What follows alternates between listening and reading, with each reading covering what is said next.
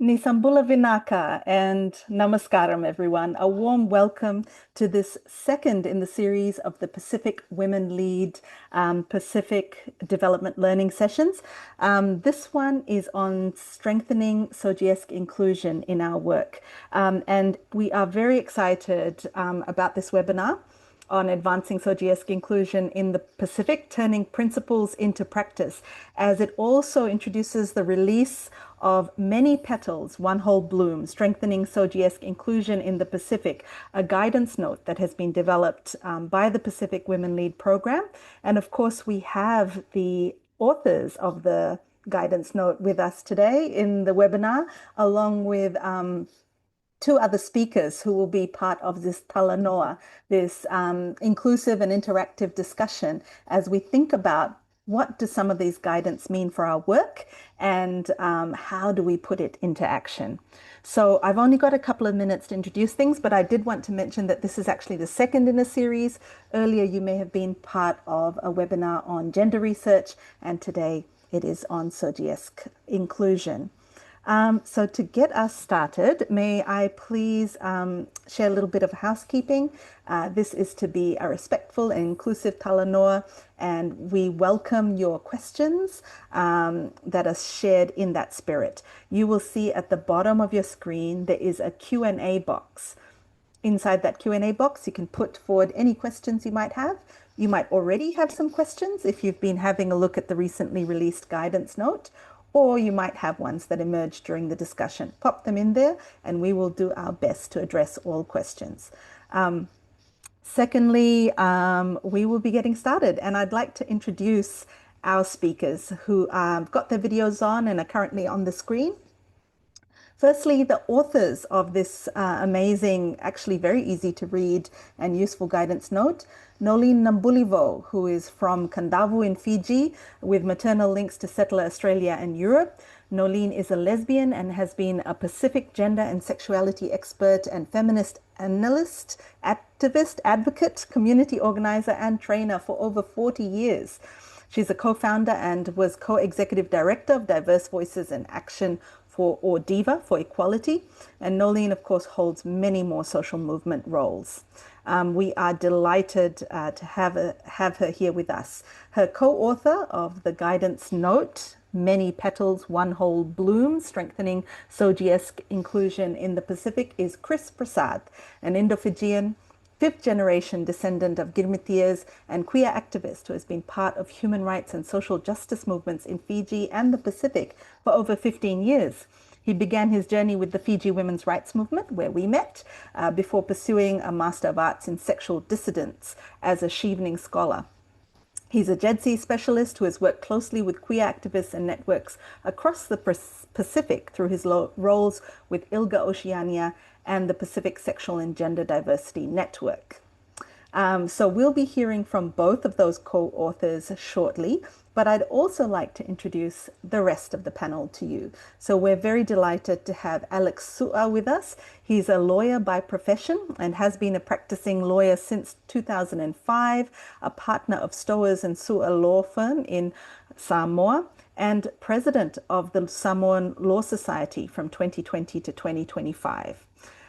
Alex also has a passion for working with the community. As a very proud Samoan Fa'afafine, he was one of the founders of the Samoa Fa'afafine Association in 2005 and the legal mind behind its inception. He's been its honorary legal advisor until 2018, when he was nominated and elected as its president. Alex always believes in being resilient and to serve with love. And finally, we have Dr. Emily Rudland, who manages the Inclusion and Equality Fund at the Australian Department of Foreign Affairs and Trade. This fund supports LGBTQIA+ civil society and international networks. She's worked on Australia's international development program since 2008, specializing in gender equality, disability and social inclusion, aid performance and evaluation. Her PhD is in international politics from the Australian National University. And so a very warm welcome to everyone, our speakers and our participants to the panel. I'm now going to hand over to Joanne Kunatumba, who's the team leader for the Pacific Women Lead Enabling Services, to tell us a little bit about how this guidance note came about. Over to you, please, Joanne. Thank you so much, Tara, and thank you everyone for joining our webinar today. It's wonderful to see so many of you logged into our webinar. So just very quickly from me, Pacific Women Lead at its heart is about making sure Pacific women and girls in all their diversity can be safe, have access to the same opportunities as men and boys, and have a real say in decisions that affect their lives. A truly transformative approach to gender equality means addressing all forms of inequality, and no one is left out. So when we first began scoping what effective SOGIESC inclusion could look like at the start of Pacific Women Lead, we knew we had to work with leaders. Excuse me. Apologies. When we started weaving, when we first started scoping what effective SOGIESC inclusion could look like at the start of Pacific Women Lead, we knew we had to work with leaders in the region, and thus began our partnership with Diva for Equality.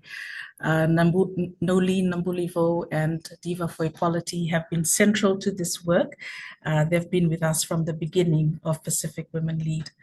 When we started weaving SOGIESC inclusion,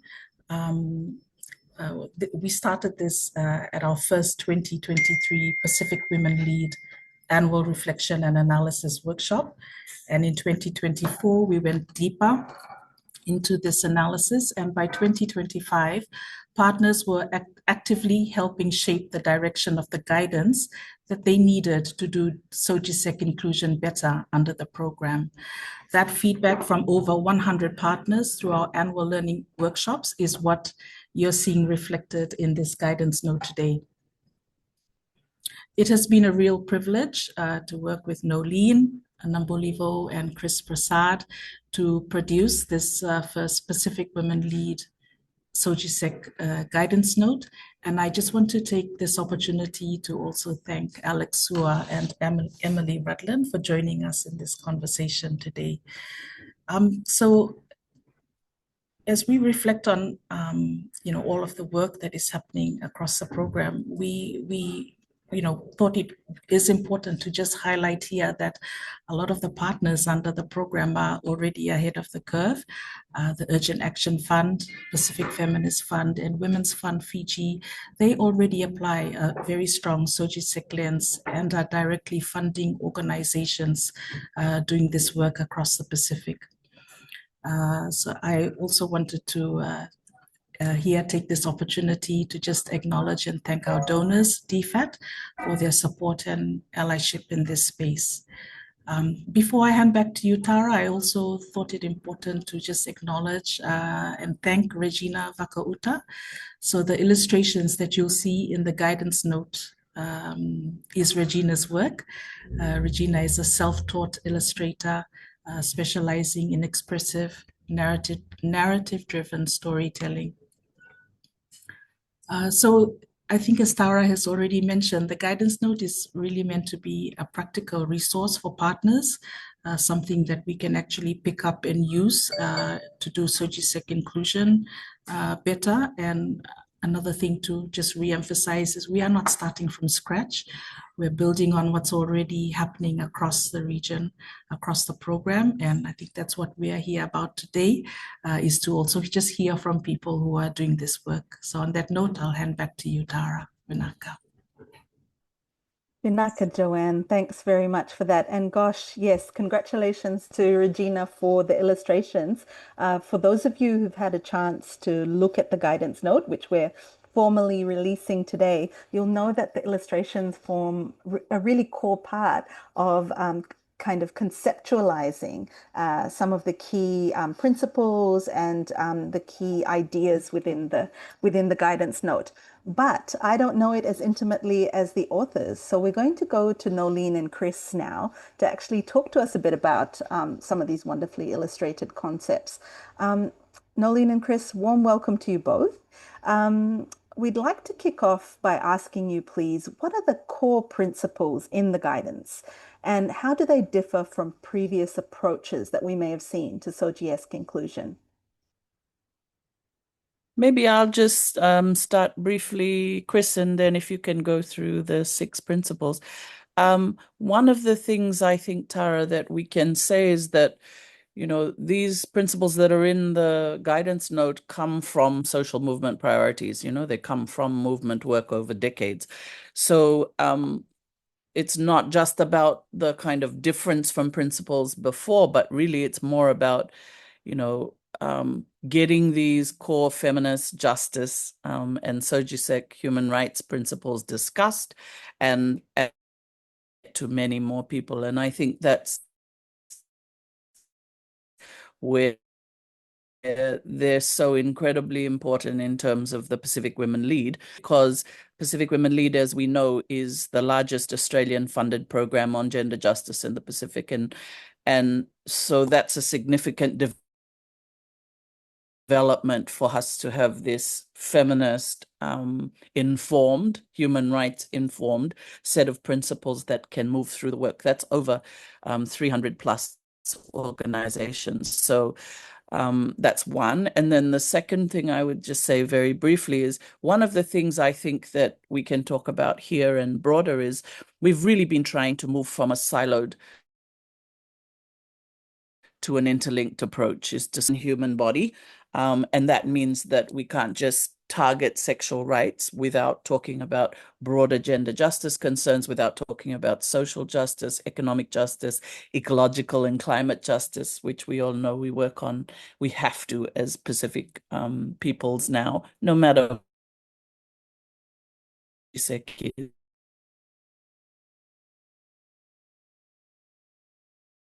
Yeah, Vinaka Noelene, we're having a little bit of trouble with your connection right now, but I really Doesn't I feel like I got those core ideas whether from you're you. So you're straight or not. talking about, sorry, Noelene, we just lost the last 10 seconds of what you were saying. Would you like to just wrap that up and then we'll hand to Kris? No, I just think that it's really important that we say that SOGIESC work is for everyone. And that's the wonderful thing about these principles. They're for all of us. It doesn't matter whether you're straight or gay or everything in between. And part of the community, we're saying, this set of justice work is by and for everyone. So I'll just pass to Kris on that point. Yeah, brilliant. Thanks very much, Noelene, for that. Over to you, Kris. Thank you, Noelene. Yeah, so I'll quickly talk about the 6 principles that we have in the guidance note, and it's in the 3rd page of the guidance note. So the first is on do no harm, but don't do nothing. So this is very deliberate. From our experience, we've seen that, sometimes programs, they do the risk analysis, they identify the sensitivities, and then they quietly decide that the safest option is to not engage at all on this issue. So what we're saying here in these principles is yes, yeah, you can do the risk analysis, but recognize that inaction can also become a choice because it has consequences, which leads to exclusion as well. So yeah, do the risk analysis, but also identify ways where you can still act on this issue as well. The second principle is on that it has to be Pacific-led and contextualized, because from previous approaches we have seen that. So as Noelene and by Tara have mentioned that this is the first ever SOGIESC guidance note, and it is specifically for gender equality programming. So previously we've had to use other resources from other regions, and we have found that they may not have been suited to our context. So this guidance note is specifically suited for the Pacific context, and we hope that people can find that useful. And the third principle is that it has to be historically and culturally grounded. So just naming colonialism as well. There are 6 Pacific Island countries that still criminalize same-sex relations, And so those legal frameworks were as a result of colonization, and we have to acknowledge that that is also like leading to the violence and stigma and discrimination. And so when we're doing this work, we have to acknowledge that this is the historical nature of the work, and we are working towards being more inclusive. And intersectionality as well. So recognizing that there are people navigating different forms of exclusion, whether it's through their ethnicity, their disability, geography, or sometimes even all at once. And these are all interlinked. So there are not just some human rights issues that persons of diverse SOGIESC are facing. We are also more marginalized when it comes to climate change, access to justice, and all the other human rights issues that we in the Pacific are facing. And any effective programming has to recognize that complexity. And the final principle is on reciprocity. And what we have sort of noticed that previously, like we are just consulted, but that is where it ends, and then we do not see like any genuine partnership. So for what we're saying as a basic principle is that there has to be reciprocity. Organizations working on SOGIESC programming, they should be paid for their labor, they should be paid for their knowledge, and they should be included in governance and recognized as the experts they are. And so those are the sort of the 6 principles that we have in this guidance note, Tara. Thanks so much, Kris. It's really exciting to be here at the release of this guidance note because, as you and Noelene have outlined, it's different because of where it comes from. Movement-based, where it sits, and therefore the impact that it can have on kind of diverse gender programs, and then that it's for all of us. So, spending time with the guidance note, and I invite everyone listening in today to use the link to the publication that was shared with the invitation to this webinar to really have a look at those 6 principles that you outlined from page 6 or 3, I think it was, that it's for all of us, and that it's really based in Pacific ways of thinking, knowing, and doing, which is critical.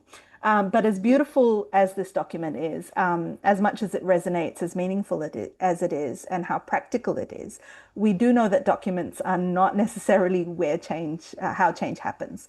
It doesn't just happen because a document exists. But from your perspective, and maybe we'll come to Noelene again, what actually drives meaningful change in this space, in a Pacific context? Noelene, over to you. Thanks so much.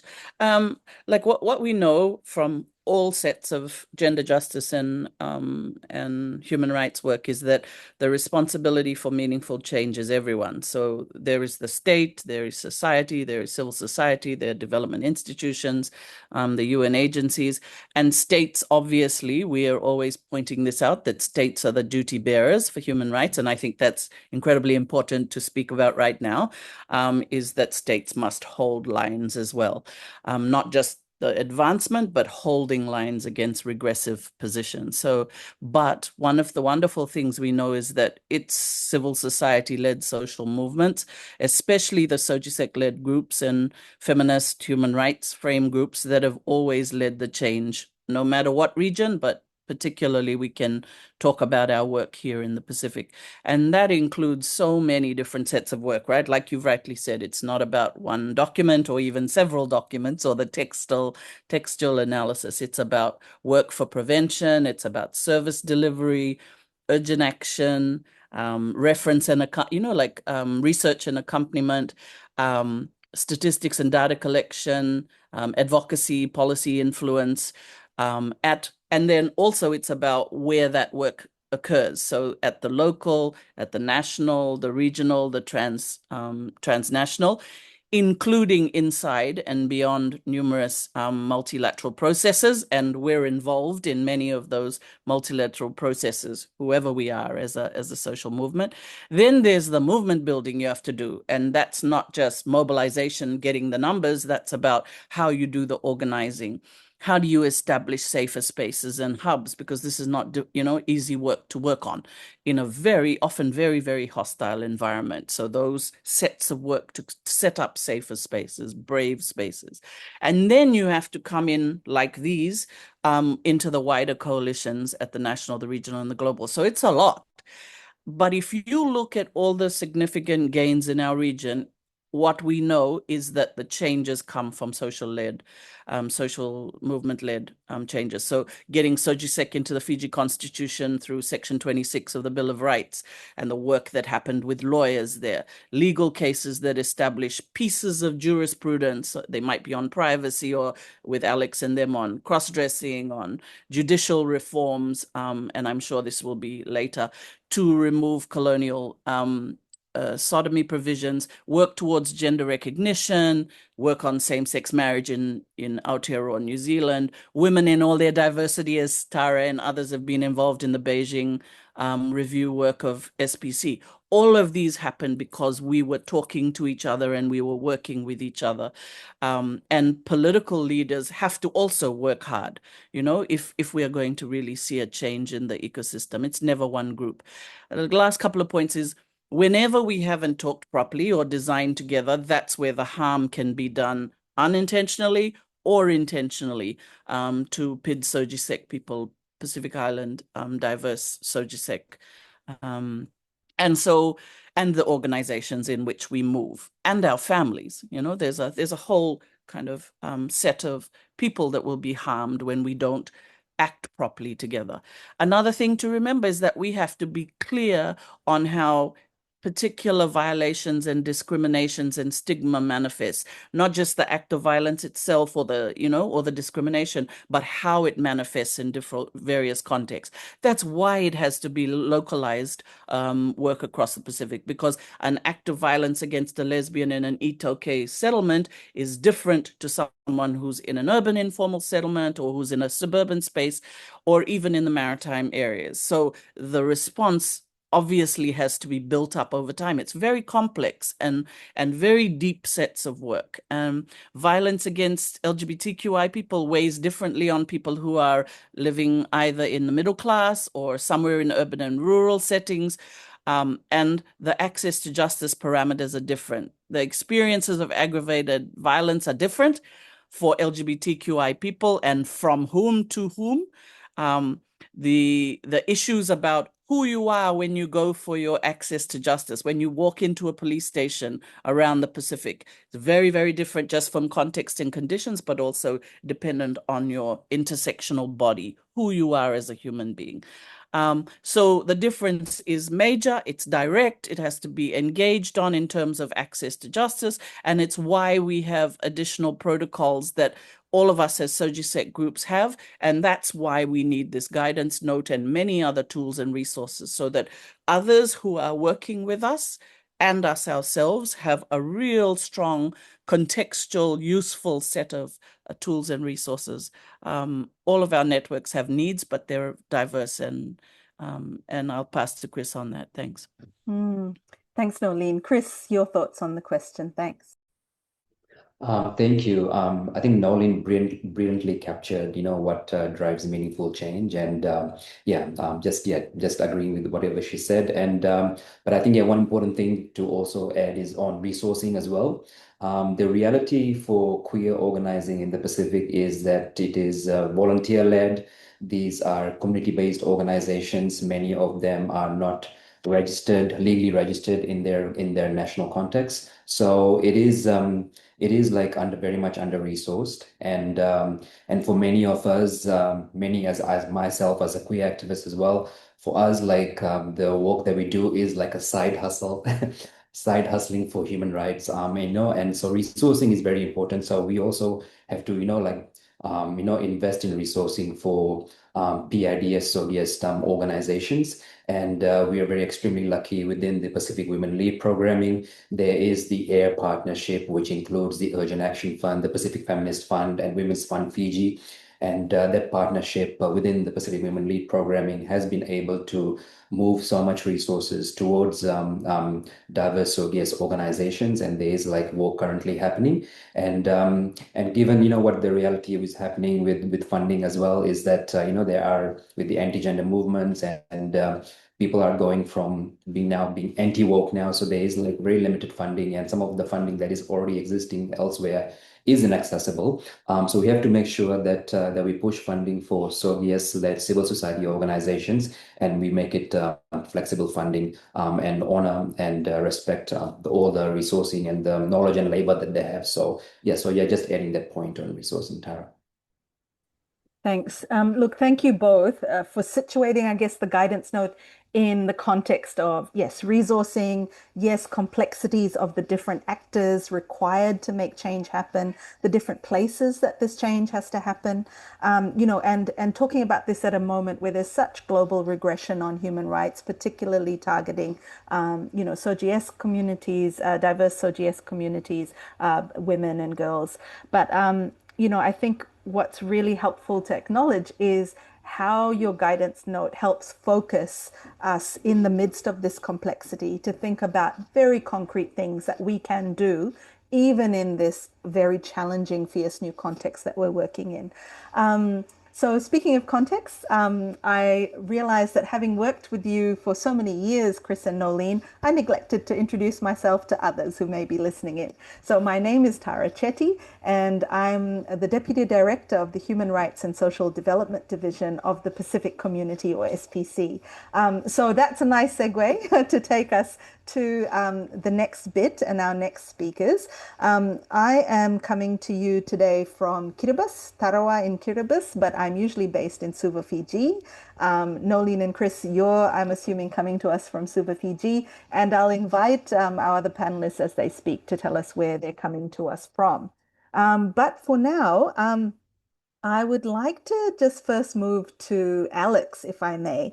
You've heard from Kris and Noelene now about the guidance note, its key principles, and how we can make it real in our work. But to take it to your perspective, and Alex, I should probably mention as well that apart from your history, you are, of course, also a member of the board for the Pacific Women Lead program. But Alex, from your perspective as a lawyer, as president of the Samoan Law Society, what role do you see legal and institutional frameworks playing in either enabling or constraining SOGIESC inclusion in development programming? Alex, may I come to you now?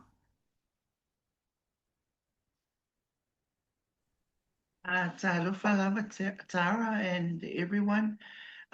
First, before I respond to the question, Tara, I think the guidance notes, one factor that I don't think it's ever been properly acknowledged is that it's Pacific home-based and made. And that's the beauty of the guidance note. In previous documents, it's always been inspired by the likes of our neighboring countries, New Zealand and Australia. But to have this guidance note presented not only from our own backyard in the Pacific, but also the writers and the authors themselves are Pacific-based. And this is another beauty of this guidance note that is worth celebrating. Now, Tara, I have to come back to you. Can you repeat your question again?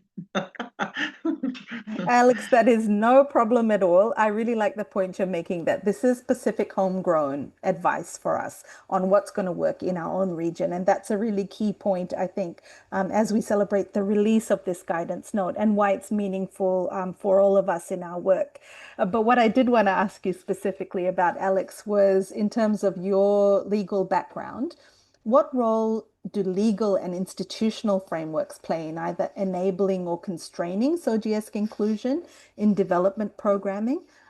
Where do you see these kind of legal and institutional frameworks coming into play when we think about SOGIESC inclusion?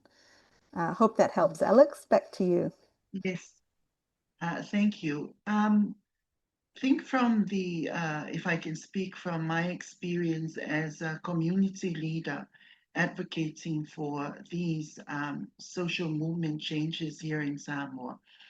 I can speak to two main aspects of legal institutional changes that promote and or constrain talking and addressing these issues or concepts that set out in a guidance note. One is legislative reform and consultation, and one is actually legal advocacy, and this is at courts. But this is also not undermining policy reforms as well. That is still happening. But Samoa is known for, policy shelving. They do lots of policies and then they shelve it. They don't actually put action into it. With legislative reforms, we found that has been successful in our experiences.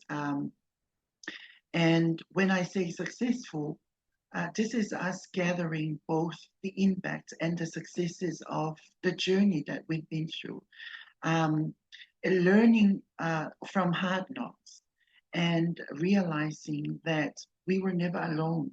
We are always supported in the work that we do in a very special and specific Samoan way.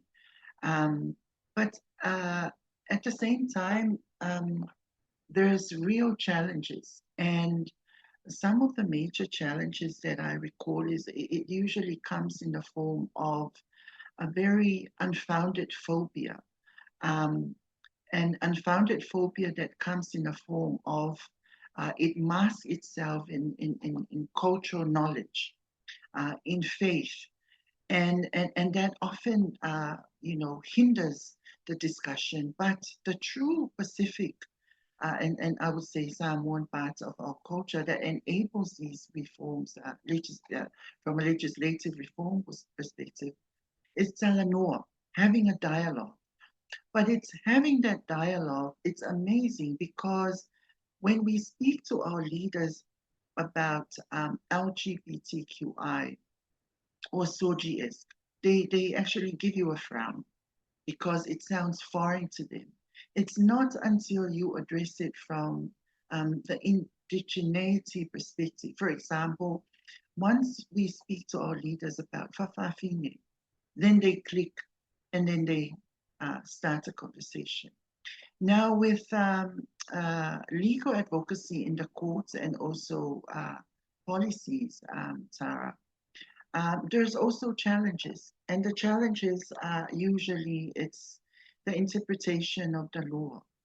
And that's always been a real issue. But so far, our courts have been, Samoan courts have been one of the most embracing when it comes to interpreting, especially human rights. And we have been by far very liberal with the interpretation of human rights in our country. And while that we find is favorable to the SOGIESC community, and not just the SOGIESC community, women, children, we also fear it can be used against us, for example, by the faith-based advocacy groups. There's always pros and cons, but as leaders and activists and advocates in this space, we always have to make sure that we are strategic in how we approach it. So it's lessons that we're still learning throughout. But it comes back to the guidance note. This is like a point in the right direction. And then we conceptualize a better and more progressive approach moving forward. So I'm not quite sure if I'm answering the question, Tara, but that's my contribution.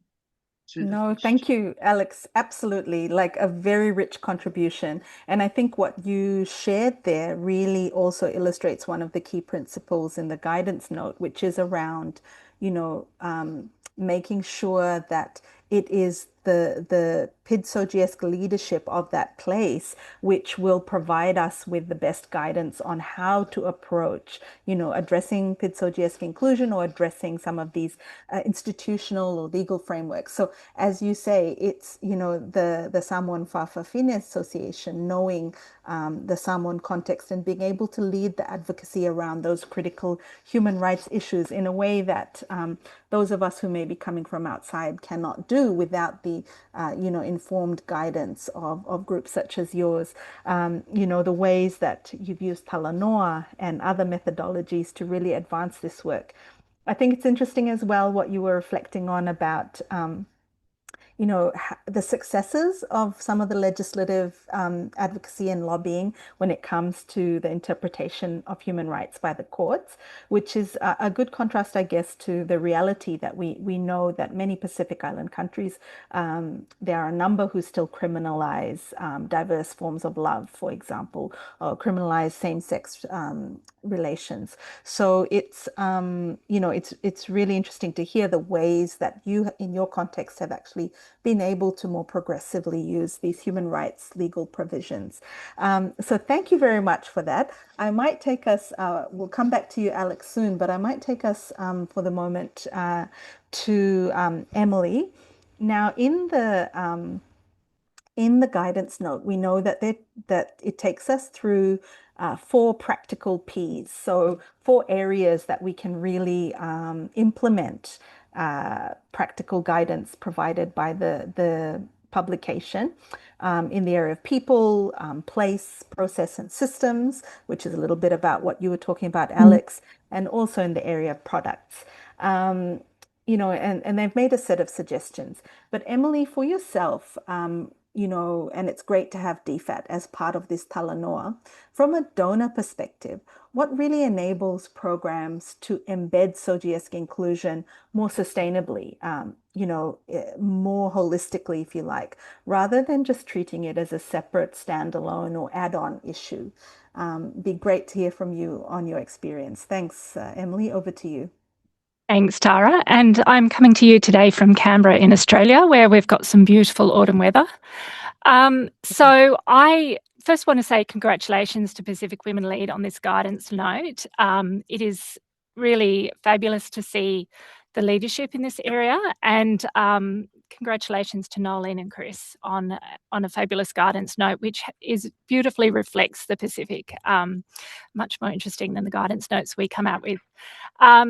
So I think, here in DFAT, we've been for quite some time working on integrating gender equality and disability equity into our programs, and we've learned a lot from that on the process and what kind of process elements work to support that.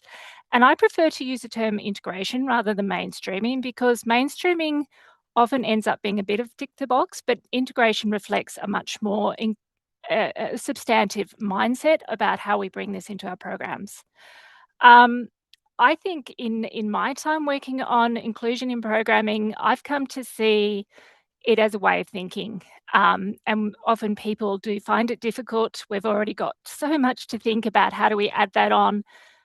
The more you do it, the more it just becomes, I think, in a way, innate into your way of seeing how to do effective programming.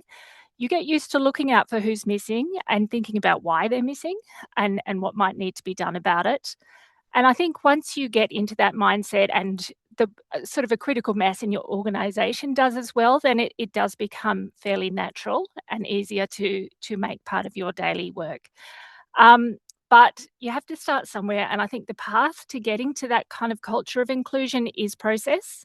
And certainly we have seen that being very systematic about the way we use process in our programming cycle is really effective in increasing the effectiveness of our inclusion. So I think everything I'm going to say is already covered in the guidance note and put very beautifully. But this is kind of the DFAT speak for how we do it and what it looks like if we come talking to you. Number one, of course, as already mentioned, is analysis. And this needs to start at design, but also continue throughout implementation. We need to understand what are the specific needs of PIDS-SOGIESC people in relation to the sector, the objectives we're working towards, but what are also the barriers, and they're going to be many, the barriers to them benefiting from the program. We need to look at what can they contribute, what are their strengths that they bring to this particular area of work. Most importantly, what is possible and safe in the particular context you're working in, and that is going to vary a lot. And it needs to really reflect the perspectives of PIDS-SOGIESC people on what they would want from the program. So you know, if there is a DFAT analysis, a DFAT design, often we have a consultant who is responsible for GEDSI, that lovely term. We ask them to do a specific analysis that's annexed to the design. So please, you're looking at the needs of women and girls, you're looking at the needs of people with disability. Please also consider the needs of PIDS-SOGIESC people, and there might be other aspects of social inclusion specific to that program that need to be analysed. And once you have that analysis, then you can make some informed decisions, particularly in a risk, when you also look at the risk against it, about, well, what are the options here? What would be missing if we don't do something is really important. So do no harm. This is one of the key principles. This is really, really important. We know this is a very sensitive area to work in. And as we come as donors or otherwise as programmers, we need to be really careful that anything we do with our good intentions does not actually make the situation worse. And one of the big issues that can happen in programming is the risk of exposure when PIDS-SOGIESC people who might be involved in the program are working in environments where they do need to keep a really low profile, and we need to manage confidentiality and be very mindful of their safety and security in the way they work with us. So that needs to be a very prominent and ongoing focus. But like Kris said, the risk of not doing anything is a risk in itself, and we need to be very careful to understand, okay, it seems very, very risky to get people involved. We don't want them to come to any harm, but what harms might come to them if they get completely left out of this development process? So that should also inform any decisions. The process part, of course, is our risks matrices, making sure that we do have specific risks related to the involvement of PIDS-SOGIESC people and the risks related to the objectives and whether they're going to benefit or otherwise from them. Now, and the other one that those of you who work with DFAT will know we're very big on, another lovely acronym, SIA, so the Protection from Sexual Exploitation, Assault and Harassment. So this is built into every DFAT program, and every implementing partner has signed a contract saying that they will manage any risks related to SIA and manage any incidences very sensitively. So we know that PIDS-SOGIESC people are at high risk of gender-based violence. It is critical that this is a specific focus in any program, and that there is risk assessment of the types of activities that where that might lead to SIA risks and how it would be managed. Really critical for any kind of inclusion programming is learning from lived experience. This is absolutely no different. This guidance note and the whole process of getting here is illustrative of why that's important and what the benefits it brings to us. So yeah, connecting with local PIDS-SOGIESC civil society who have an interest in the area that you're working in.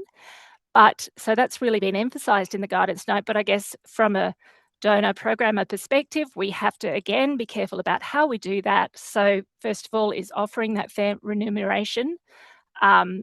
Like Kris said, many of these organisations are very under-resourced, very volunteer dependent. So even if you're just asking someone, come along, tell us about what it's like for PIDS-SOGIESC people, pay them for that.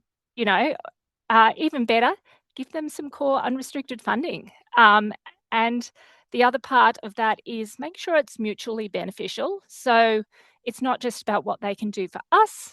Don't assume just because we're inviting a civil society organisation to come and say how to make our design better for PIDS-SOGIESC people, that's actually what they were created to do. No, they're not there for donor servicing.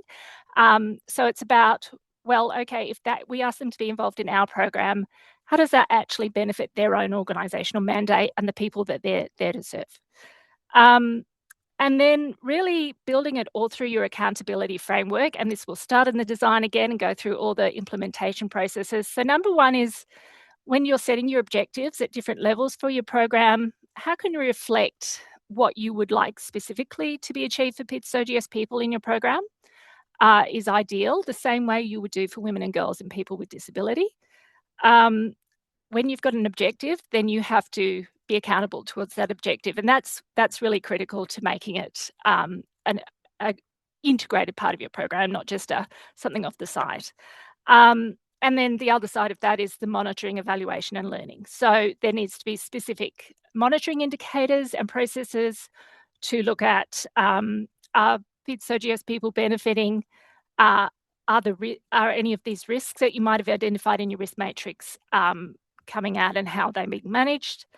And I'll just say in terms of monitoring, and this is, I mean, many of you know this who are already on, but for the donors, the people who manage programs, please don't ask people to disclose their SOGIESC identity if they're coming to an activity, a training, a meeting. It is usually of zero benefit to your actual monitoring in a substantive term, and it does really put people in a very difficult position and exposure risk.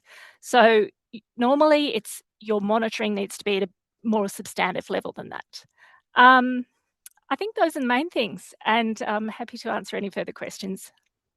Thank you so much, Emily, for those really rich set of reflections. They certainly resonated a lot from me, coming from a large bureaucracy myself, a large intergovernmental organization, and thinking how important it is to embed these types of approaches into our ways of thinking and as well as our ways of doing, because there are so many points at which strategic conversations need to have consideration of key inclusion issues, key integration issues, such as the inclusion and equity for SOGIESC.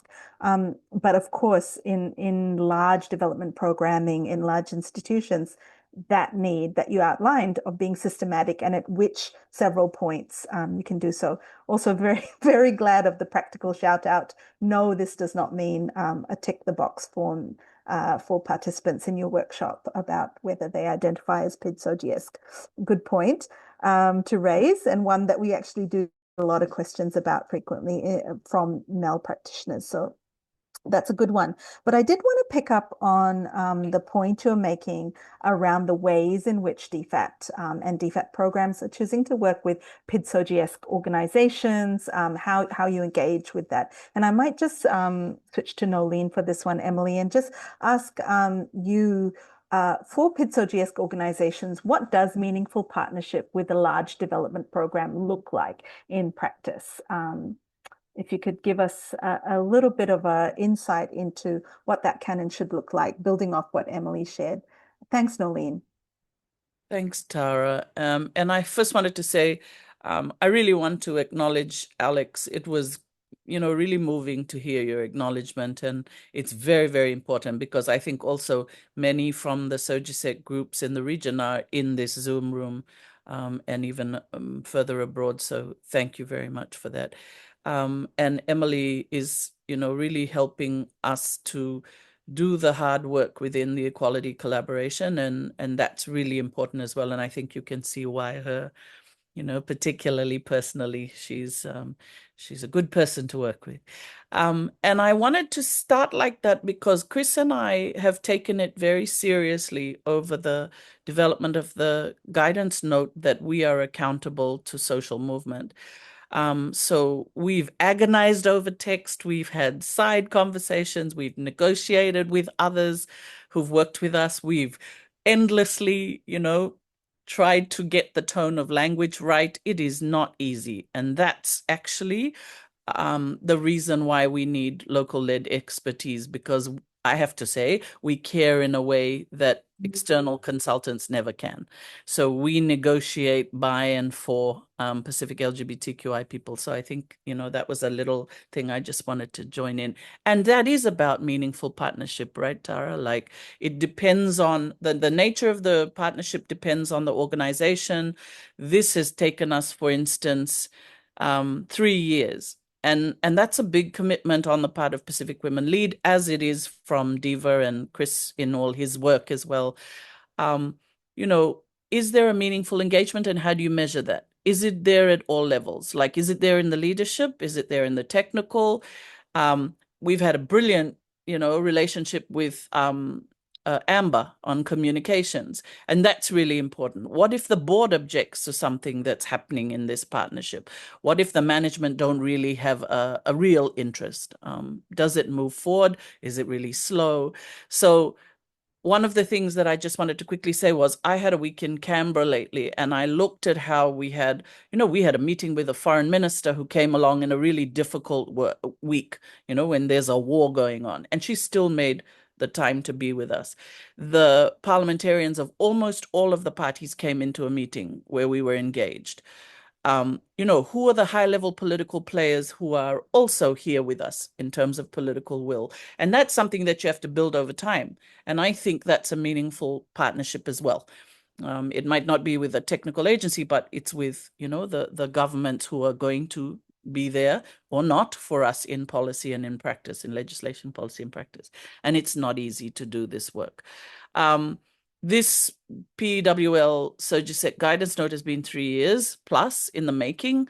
The authors needed to be mature enough to deal with the fact that we will have our text turned upside down, redrafted, edited, moved around, and adjusted. And that's not just about how we as SOGIESC-led groups are going to use it. Like, we want to be clear that, if it's going to be useful for 300 plus groups, boy, that's a broad tent. And so we listen carefully, sometimes with difficulty, to some of the input. But I think it's important to talk about this, because otherwise it's, did it sail through easily? No. Were there many, many conversations where we weren't sure, did we do the right thing trying to do this? And I listened to Viri actually in the first webinar where she was talking about feminist approaches. And she said, first you have to convince yourself that you can do this work. So I think that's very important to do that talk to ourselves. And then we can be useful to wider groups. How can we be working with Pacific governments better? How can we work with UN agencies in a time when, it's very regressive right now? Development institutions like SPC and PIFs, and like Australia and New Zealand. So there's all those questions. And I think what Pacific Women Lead guidance note shows us, it's possible if you have trust building work that goes on right from Joanne. Joanne has guided this with her really steady hand, but also to have Tara and Emily and everyone else involved. It's very, very important to build that body of support around you when you're working on it as the drafters of any set of work. It doesn't matter how short it is, because it will have an impact on the whole movement. So I'll end with that. Kris, anything more from you? Yeah. Yeah, Vinaka, Noelene, Kris, over to you. Thank you, Tara and Noelene. Yes, I think, as Noelene mentioned, we spent a lot of time on the text, going back and forth, having like mini debates and other debates. And then, what we see is we're very proud of this guidance note. And as Noelene mentioned, we're accountable to the social justice movement. We're already in the social justice movement. So we hope as people use the resource and unpack it, they also are able to, guide us and guide the movement as well, what needs to happen next on how we carry different sets of work. And already, I think people are talking about how we collect data meaningfully, how do we build the capacity of queer movements, PRD, SOGI movements to do their own research. So there is going to be a lot of work happening, and this work has been going on for a long time. So we definitely see this process as an ongoing process as well. Thank you, Tara. Thanks very much, Kris. We've got a couple of questions that have started coming up from our participants, and we're going to come to them in just a moment. But I'd like to encourage you, if you have a question, something that's emerged from some of the absolutely wonderful, rich inputs from our Talanoa participants today, please just pop it in the Q&A box at the bottom of your Zoom screen. But just before we go to other questions, Alex, may I come back to you? You know, we've been talking a lot about the different things about engaging organizations, etc., about the systematic way that we can ensure PID-SOGIESC inclusion. But the reality is, in the Pacific, there are contexts where social and political sensitivities exist when it comes to PID-SOGIESC inclusion. How can development programs, organizations, and institutions engage constructively in PID-SOGIESC inclusion without creating backlash or harm? And I guess I'm very interested in your perspective as someone who's able to navigate that very well in challenging circumstances. So Alex, may I come to you with that question?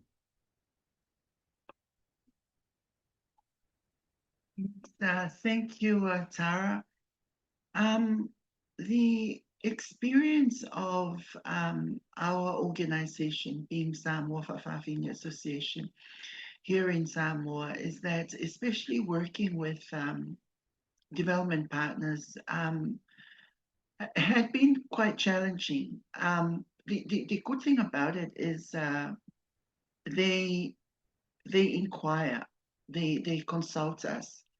But what we've learned and which we believed improved the way we've partnered, you know, have that stakeholdership, is in previous consultations, I guess it's an approach by the development partners, is that they lump everyone in one space. For example, women, people with disability, traditional leaders, church leaders, political leaders. They lump everyone, including the SOGIESC community.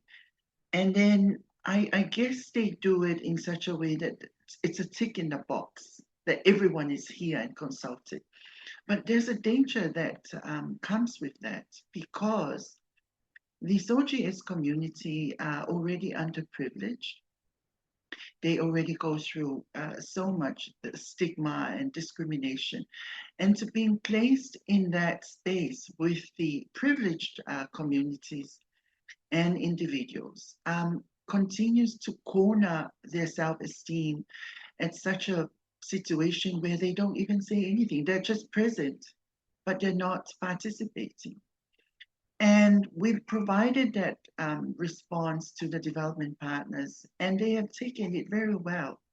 What we have seen with the progressive development following from that is that the development partners are now talking directly to us. It's not that we are asking for a special treatment, but we are approaching this from one of the principles. Do no harm, but don't do anything. It's, you know, speak with us in such a way that you're not harming us at the same time. So what we have observed is that the moment we are now having this direct conversation directly with the development partners, it really opened up and allowed our communities to speak openly and safely. They find that it's a very safe space to speak directly to the development partners. Mind you, Tara, in Samoa, when the development partners are conversing or dialoguing with the government will only speak to national priorities. We don't have that privilege of accessing that space of when development partners meet with government. And we don't really have the right to self-determination to really say, what about this? What about this? What about this? That information comes indirectly to us, either through the development partners or the intermediaries that work with the development partners. So, and that continues to, we find it's not really helping the situation. And again, we are taken back to the position where basically we're not heard right. We're not taken seriously. So that's I think that's what I wanted to share to your question, that I think I'm getting lost. No, that was really, it's not like it's an easy question, Alex. It's kind of one of the fundamental questions. So I really appreciate your perspective, and actually it segues really nicely into other things we wanted to talk about. But, really hearing you, it's the idea that in the context of political and cultural or social sensitivities, it's not enough just to have SOGIESC representatives in the room, but rather how have you created a space where it's safe for them to truly provide perspectives and to truly have input. And I think the other point you made very clearly links back to one of Nolene's early points on interlinkages. So we're not just needing to integrate SOGIESC perspectives if we're talking about gender and gender identity, but also when it comes to national planning, when it comes to, regional review of architecture, like all the kind of various sets of work where Pacific Islanders in all their diversity need to have their perspectives heard and truly integrated beyond, as you say, Alex, a tick box exercise. So really great, very helpful and practical for us to consider. Now, I just might move to Kris, because there's a question that has come up from our audience today, and Alex has referred to it a couple of times as well. Do no harm, but don't do nothing. And one of our participants has said they want to congratulate you, Kris and Noelene, on this. Did you devise it? They haven't heard it before, but it is now their new motto. Could you tell us a little bit more about the origins of that principle? Thanks. Thank you, Tara. And it's a really great motto, but we can't take credit for that. So as we were working on developing this guidance note, we engaged with many stakeholders, including other SOGIESC organizations, Pacific Women Lead, other governments as well. So we engaged with a number of organizations in terms to inform this guidance note, and this thing was coming up quite a bit. That the most common approach when it comes to this is that we don't want to do any harm, so we will not do anything. So we tried to flip that up a bit and came up with this phrase, actually, and I think a couple of people did mention it in that sort of framing. So we've taken that and made that as part of this guidance note. So that phrase sort of came up in the consultations that we did as we developed this guidance note. Brilliant. And as this participant said, their new motto, and should perhaps be all of ours as well. Do no harm can certainly is critical, but don't do nothing is the important add-on. Another question has come up as well, and this one is for Emily. So Emily, this participant raised that DFAT asks for disability disaggregated data. So they've always suggested that people can identify if they're comfortable to do so, but it's voluntary and confidential. So that's in relation to disability data. Of course, you'd raise the point that we can't ask people to identify their kind of SOGIESC status or LGBTQIA+ status, if you like, for safety reasons. They're very interested, please, in your feedback on that one, Emily. Thanks. Certainly, yeah. So absolutely, yeah. This is probably a case where sometimes DFAT might ask for something to help with understanding how we're working with groups that need extra targeting. So asking for disability disaggregated data, often that has been interpreted as participation in activities. And so we have very often had cases where programs have then had sign-up sheets for activities. Do you have a disability? And, in disability, that's problematic because many people with disability do face social stigma. They do not want to disclose. They might want to go to that event in another capacity of another identity that they hold. So I guess that's where the first warning sign comes from for us, but I think we probably need to take it further for participation of SOGIESC people because the risks are even greater potentially. And the question is, what do you actually get from asking someone to tick a box in a sign-up sheet? If you don't already know that you have PID-SOGIESC people and perspectives involved in your program before some people come to an activity, possibly you need to address that. When I think it's really useful to think about disaggregated data, not at an activity, not at an input level, but at an outcome level. So we really say, okay, you've got an outcome to better access to healthcare in this region. So disaggregation is more about what evidence do we have that not just broad numbers of maybe men and women have increased, but that we have some evidence that broad numbers of PID-SOGIESC people, of people with disabilities, are able to access this particular healthcare. And again, that's not necessarily the inputs. That might not have been the best example, but I think it's really important to think about this more at the outcome level than the inputs. And I think about, voluntary, if people wish to disclose their identity, absolutely. I mean, I think, as we saw with Tara's introduction to Noelene and Kris, that their bios lead with their identities. This can be the same for many people with disability. So if people wish to come and disclose, then that's awesome. But people might come, even if you say it's confidential, it's safe, we won't share it further, they might not already feel that this is a safe space for them to come to. They might not know it's a safe space. Maybe it actually isn't, depending on who else is in the room. So I think it can be very specific to certain circumstances, but I think it's more about knowing, what do you need to know in your program to know that the right people are coming into the room? And again, this comes back to what Alex is saying about not just having a bunch of people in the room. Hope that helps. Yeah, thanks very much, Emily. And exactly. Links so strongly to Alex, your point about having, two representatives of a PID-SOGIESC organization in the room, ticking that box and saying that we have included and consulted this community, whereas it may not be a room that's safe for them. And we don't know the outcomes in terms of PID-SOGIESC integration into the aims of whatever that workshop or program was about. Absolutely. I think that there are big questions about data really when we are looking at this, and I've got a whole host of questions, but I'm just taking note of the time as well. So I'm inviting questions from others who are listening in to pop in the webinar chat as well as we go.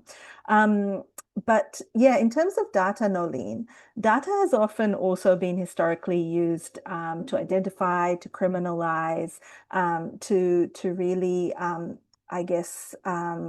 do the opposite of inclusion, exclusion of PID-SOGIESC persons. And so maybe building on what Alex and Emily have shared, are there other perspectives that you have for us as development programs when it comes to monitoring, evaluation, data around PID-SOGIESC inclusion? Thanks. Thanks. I think I'll just say very quickly that, this issue of data and then also analysis, and then, from there, the provision of legislation and policy and practice within societies, both state and non-state. It's the biggest question, because you can really set up dynamics that are very, very unsafe and unjust and violating for PID-SOGIESC people. So for instance, so the question to ask is, what is this data and analysis for? In the end, what will it provide PID-SOGIESC people? So that's the first question. Then the second is it about state-generated data, or is it some other form of data and analysis? So for instance, there is the ongoing set of work that is about census and about us being clear about who is a member of a society, who is a valued, decriminalized member of our society. That's one set of work. And to be honest, I think there is a whole set of work with national statistics offices, with development institutions, I'm sure you would agree, Tara, and with governments themselves. So there's that whole set of work. And then the second is, there is the internal set of data and analysis that allows you to make your evidence-based work happen. So for instance, in DIVA, I can remember back to I'd say it was 2014 or 2015. And this is actually a really good example where we had a joint project with Fiji Women's Rights Movement. And one of the things that we talked about was who gets to keep the data when we were working on that, that joint project. And literally, we ended up having it placed in a safe, and we weren't giving it to anyone outside the two organizations. It was required because we needed to, be accountable to the wider project. And it was a project that actually had some huge M&E requirements. The EU and there are some of these that are very, very tough. And you have to have those matrices on participation and things like that. But we managed to do it by pushing back together and saying there is a limited amount of information that you will have access to, and it will be in this way. So not just doing the no, but doing this is how we will respond accordingly. And that's always stayed with me, I think, because you have to have those plans in your organization if you are going to do it and do no harm. So data, just like any other area, is about doing no harm, but not doing nothing. So I'll stop there because there's a lot of other things you can talk about, which is sometimes they don't need quantitative data. We need the storytelling. We need to do safe storytelling. We can do pictorial, but if you do photos, make sure that you're not harming people and that it doesn't become this horrible savior type photography, that shows how good you're being to SOGIESC people. We really don't want that. So there's a lot of work that we can do on data and analysis together, and maybe this is one of the areas moving forward over. Yeah. Yeah, thanks, Noelene. I mean, you touched on several issues, including, I think, the point around data security when you're dealing with sensitive data that can identify PID-SOGIESC persons in a place where it may not be safe for them to be identified, where they may be criminalized. So, I think for those of us who might have got our origins in feminist organizations in the region, such as Kris and myself, we've been trained somewhat in around some of that data security. You mentioned keeping the data in a safe. We know that there are, for example, FTX, Feminist Tech Exchange, which helps train small organizations, feminist organizations, on how they can keep their data secure, to keep their members secure. And we know that that's quite important. And so the way that when we incorporate data into large development programs, into our reports, and knowing that for our accountability purposes, they will end up as public documents, that really then does circle back to Emily's point around let's talk about data towards broader outcomes rather than individual participant data type of things that really, what is that telling us? That's not telling us about the performance of our program. But we had a very useful input into the Q&A box from one of our disability equity and inclusion experts, Sally Baker, around the importance of, we do collect data to know if anyone needs particular accommodations to participate. So, that's one of the key things, that it's not just for disaggregation purposes, but we may be collecting, data confidentially from participants to make sure that we know and understand if anyone needs accommodations to participate. And of course, that can be framed in a number of ways. Maybe some organizations explicitly ask disability set of questions, or, other forms of identity sets of questions, and others may just ask, what kinds of accommodations or support do you need in order to be able to participate fully? And that's one of the, I think, evolving ways that we are now asking those questions. Folks, we are just checking if there's any final questions. There was also a question, I think, Noelene, you did largely respond to this one, which is around the role that SOGIESC communities themselves can play in deciding how data about them is collected, used, and shared. And of course, the example you shared of the research that DIVA did about DIVA's own community of engagement is a great example of this. But Kris, would you like to also respond on this point? What role SOGIESC communities themselves play in deciding how data about them is collected, used, and shared? Might like to build on that. Thanks, Kris. Thank you. Yeah, I think, yeah, just adding on, I think, yeah, like many organizations, yeah, from my experience, like previously, like we've had many people coming in to do research on the status of PIDS, SOGIESC people, and it's very extractive. So I think when it comes to issues like that, like I think we should be the ones to decide, like how we are collecting data, how we are, researching on our issues and our solutions. So I think, yeah, it's up to the community to decide. And yeah, we're also slowly shaping that, and hopefully like an outcome from this is as well as like how we sort of also specifically look at SOGIESC data in the Pacific as well. And yeah, that will be led by PIDS SOGIESC. Thanks so much, Kris, for adding that on. Now, I've got so many questions for you that have arisen from this. I was really interested what Alex and Emily thought about the people section, how we recruit and create teams that are diverse, etc. However, I can't ask that as we've come to the end of the Q&A part, and I just have time to ask you really for your closing vision. And I'll probably tap you for the other questions later, letting others know as well. If you have other questions, we're going to be sharing email addresses, contact details for Pacific Women Lead Enabling Services, and you can send in anything else, any other questions or follow-ups you may have. The guidance note itself has key contacts, and the Pacific Women Lead website also has more information for you. But as we wrap up, if we could maybe first come to Alex and then Emily, and then I'll come back to Noelene and Kris. I'd like to ask you, if we look ahead in the very near term, 5 years, what would meaningful progress on PID-SOGIESC inclusion look like to you? Alex.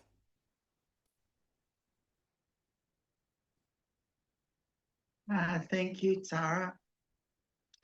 I think if I may share my perspective as a leader of our community here in Samoa, is basically inspiring, our community's rights of self-determination. This is where we do the work that we do because we know what work that we believe needs to be done, without any strings, any attachments, or any restrictions whatsoever. And one of that is, as Kris had mentioned earlier, the work that we do for our SOGIESC communities in the Pacific is mostly voluntary led. We go out of our way to do this work voluntarily, and it's often a struggle. It's a real challenge. And now, very recently, one of the biggest funders of the work that we do, particularly the US, has been cutting back on funding, and this is adding more strain and pressure on the work that we do. I'm speaking from a country which government does not even provide a cent to the work that we do. And moving forward, perhaps in the next 5 years, I also asked the program that perhaps to consider social enterprising work for the SOGIESC communities, in the sense that they are able to sustain the work that we do without depending on funding, without depending on government, and enables them to execute their rights of self-determination. I think that's my vision that I wish to see coming from this dialogue, and particularly this guidance note. Thanks, Tara. Parfaitai, Alex, I really appreciate that. Very grounded and deeply contextualized vision and response. Emily, invite you to share yours. Thanks, Tara. Look, I think it probably would have been better if Noelene and Kris went before me, because this really is a question for Pacific Islanders, not an Australian. But I will say, from the perspective perhaps of DFAT funded programs, those who work with us in implementation, I would hope to see that these kind of conversations have continued and have really evolved and getting deeper and going further into what we do. That, yeah, just the kind of process things that we've talked about become more second nature and more expected by our leadership. And just maybe even touching on the people part of the guidance, that our organisations are role modelling this inclusion. I think that's where it really comes down to. But yeah, really interested also, after Alex's great answer, to hear what Kris and Noelene have to say. Vinaka, Emily, thank you for that. And thank you also for squeezing in a response to my question on people. But yes, as you earlier mentioned, really seeing it integrated into our ways of thinking in these development programs. Kris, may I come to you next as a co-author of this wonderful, wonderful guidance note, Many Petals, One Whole Bloom, that we are releasing and formally launching today. What is your vision when it comes to SOGIESC inclusion in our region in 5 years' time? Thank you. Thank you, Tara. Yes, I'm very similar to Emily as well, that the principles that we have, the 4P framework that we have, I hope that in the next 5 years, all the principle that is articulated is already embedded in all the programming and how programs are designed or evaluated. So it becomes like a baseline expectation, and we should not have to see this as a special initiative or a special issue. So that's the goal, and I hope that does happen. And I think another goal is in terms of those 6 Pacific Island countries that still criminalize same-sex relations, even though they usually say that these laws are really enforced on between consenting adults. But I hope that that these laws are removed, and also what Alex said as well, that we have so many policies, and but we have policy shelving. So hopefully that all these different policies and frameworks that are being produced, we can all enrich them, enliven them, so that SOGIESC inclusion happens for everyone, and it's not seen as like something special that we do. So yeah, so that's my goal.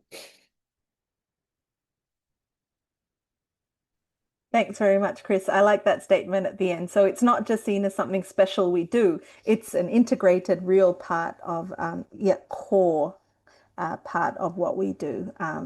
Not a special add-on, not a bit of optional special sauce. Thanks very much, Kris.